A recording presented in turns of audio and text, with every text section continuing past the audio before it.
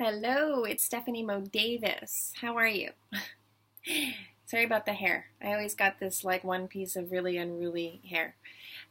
Welcome to my channel. Today I want to talk about why my hardest challenges were my greatest gifts and the process that it took to get me to this state of mind, this mindset. All right. So, for those of you who know me, you probably know a little bit about my history, but I definitely haven't shared all of my dirty laundry and all of my traumatic experiences from the time of my birth until the present moment. But I will say there's been several, and some of them have been exceptionally traumatic, and I've even experienced two near-death experiences with my battle with lupus and which led into two kidney transplants. So, but what I will say is there's other circumstances within my life that have to do with sexual trauma, that have to do with emotional trauma, and I just want to say that I have a level of experience to be discussing this. I know and I see often that when people are stuck in their own traumas, they feel as though nobody can quite understand them, and they often feel like people who have really, truly overcome their trauma and they're in a state of a harmonious balance with what happened to them. Sometimes people who haven't arrived at that place yet feel as though that, somehow their trauma was less than, which is really completely inaccurate unless you do know the entire story. But what I will say is a lot of times because somebody has achieved a certain mindset doesn't mean that their journey was any less than yours. In fact, sometimes it's actually worse. But they have fought and healed themselves to a level where they have been able to overcome because they have things in this lifetime that they want to achieve and accomplish. And they realize that if they're going to be stuck in that mindset, it's going to very much hinder their progress. All right. So, this is all dependent on you. This is your life, this is your story, and you are the creator of your reality, and you have the ability to perceive a circumstance in any way you'd like. And when something's difficult and challenging, it is very hard to take the high road with everything initially.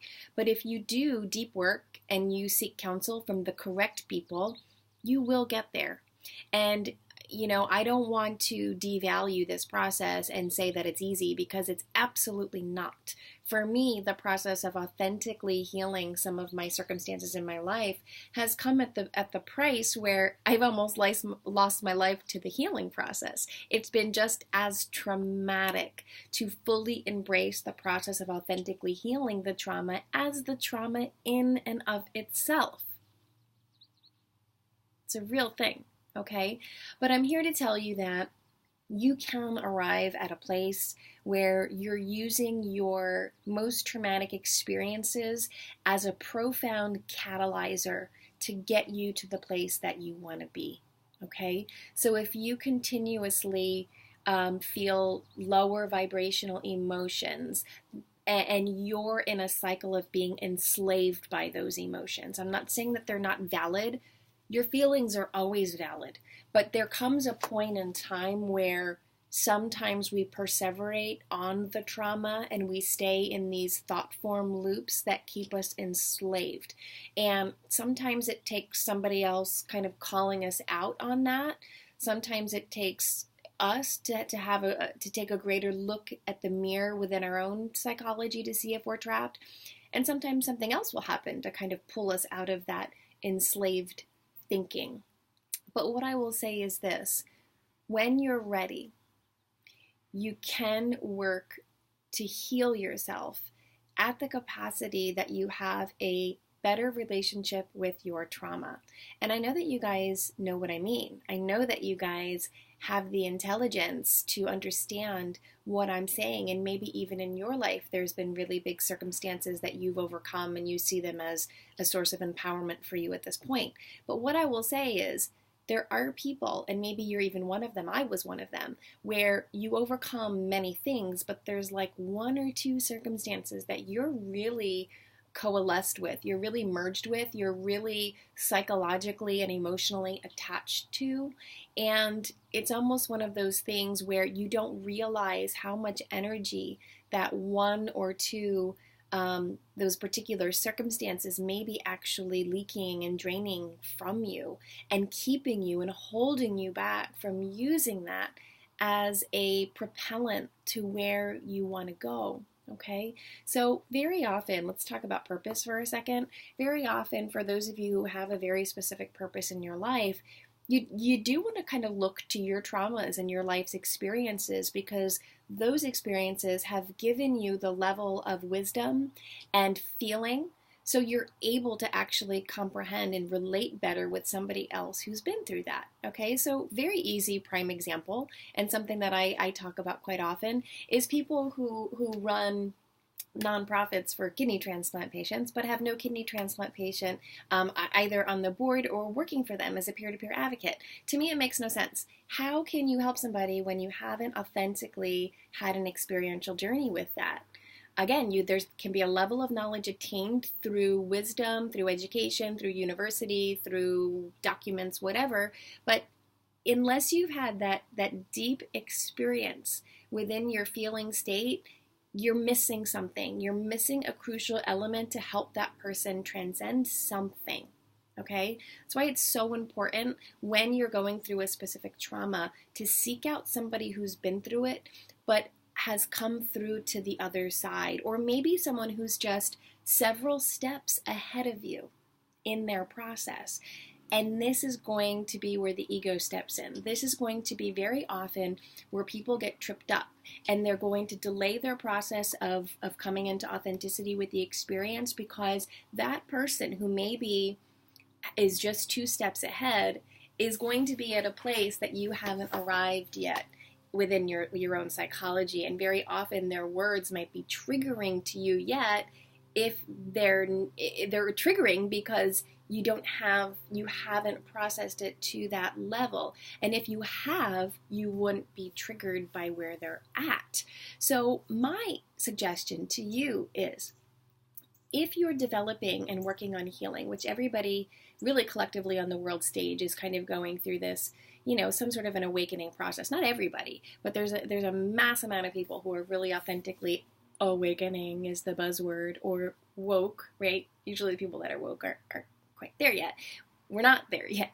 But anyhow, long story short is that you want to seek out somebody who's a couple steps ahead of you and actually triggers you a little bit, because they might have some nuggets of wisdom that if you just opened your mind and took a deep breath and were willing to be teachable, and you were willing to learn from that person and to see how they got where they were at, you might actually propel yourself on your own healing journey.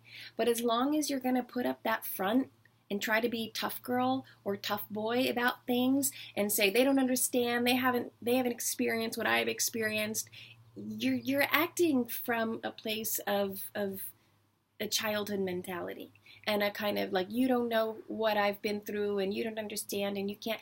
And if the person has been through what you've been through, but they're just at a different level mentally, you should be seeking out their wisdom, their knowledge, and listening to them and really asking yourself, am I blocked somewhere here that's kind of causing this inability to see their point? Okay, so seek out people who slightly challenge you when you're working through whatever particular issue you're working through. The people who challenge you, the people who trigger you, the people who see it from a different perspective might be the angels in disguise that are going to help you get to the place that you want to get to be at. And staying around people who are going to kind of affirm where you're at and say, you know what, you've been through so much, and I understand, and you just have days where you just need to lay around. Like, I get all that, but then there comes a level of like, okay, now it's time to go back in and to face this on a deeper level so I can propel myself into greatness. And I can use this trauma as a profound catalyzer to get me to where I want to be. And maybe that's actually helping the same demographic of people that you're whatever your trauma is in, right? So for me, I'm really passionate about helping kidney transplant patients and organ transplant patients overcome the trauma of long-term illness to propel them back into greatness. But I had to do that within myself, or actively be working on it diligently to help pull people out of that place. Okay, again, I've not arrived, but I may be a couple steps ahead of people. I may be a couple steps behind of certain people, but I do have something valuable to share. And again, you need to have the willingness to listen to the people who trigger you. And that's what I've done to get me to where I am. I've sought out the people who trigger me, challenge me, have maybe what I want. And instead of wanting to be them and like obsessing over them and following them and watching them and idolizing them, I listen to their words and I try to utilize their behavior to model that in my life and become that. I don't just sit there on Instagram or social media and obsess over them. And that's what we do when we get in front of the TV box and Instagram and social media, as we start to idolize people without doing the work to model their behavior to become an aspect of that you need within yourself. Okay? So my point is, your greatest trauma, the one that maybe you're shoving back or you can't get through or you're still talking about it, that is probably a huge gift in disguise for you when you really face yourself and discover ways in which you can authentically continually delayer this, and you'll continually revisit this.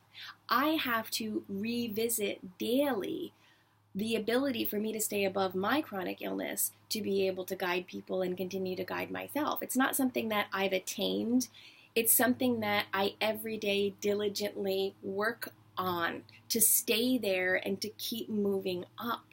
Yes, I have days where maybe I don't want to do that, or I kind of slip into a victim mentality, but there's reasons I do that. There's reasons I slip. I slip because I'm not getting enough sleep, or I didn't eat well, or I did something I shouldn't have done, or, there's things that I know that I do that are going to permit me to slip more into a victim or, self-sabotaging mindset. Okay, so getting your non-negotiables, doing your time management, what's good for me, what's bad for me, is going to help you to stay in the energetic mindset of overcoming what it is you've got to overcome, because you're going to have to face it on a day-to-day basis. If it's huge and it's a huge trauma for you or life event for you, you got to face it every day. Every day you got to be strong and be willing to say, all right, I'm going to continue to choose empowerment with this issue and really face it and continue to delayer it and not just, avoid it or go back into victim mentality with it. So my greatest traumas, all of the real dirty, deep, dark ones, have all been such a tremendous gift for me. But it's taken me a massive process of transformation and continual diligence to do my work to stay in this mindset. Again, I'm not perfect. I slip, but then I question, why do I slip? What happened? What did I do? Let me not do that again to stay on track. You're here to fulfill a purpose. You're here for a reason. And unless you really are willing to look in the mirror and stop looking so much on social media and TV and having distractions, it's going to take you longer to get there.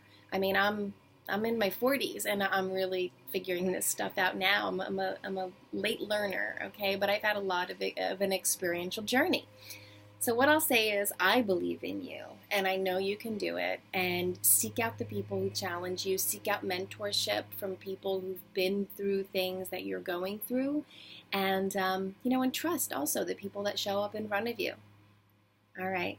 That's it. Guys, I have a website. It's stephaniemoddavis.com. If you want to reach out for sessions or have a chat, email stephaniemoddavis@gmail.com for inquiries. And other than that, look in the mirror, take a deep breath, and know that you got this, because you do. Thanks.